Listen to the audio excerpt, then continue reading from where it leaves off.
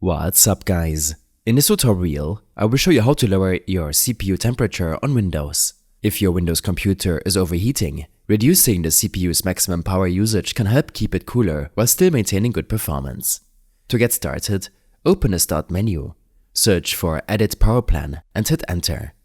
In the Power Options window, click on Change Advanced Power Settings. This will open a new window with more detailed settings. Now, scroll down and expand Processor Power Management, and then click on Maximum Processor State. By default, this setting is set to 100%, meaning your CPU is running at full power at all times. Lowering this value will reduce the CPU's workload, which helps in keeping temperatures down. You should experiment with a number between 90 and 100%, as reducing it too much can affect gaming and other CPU-intensive productivity performance.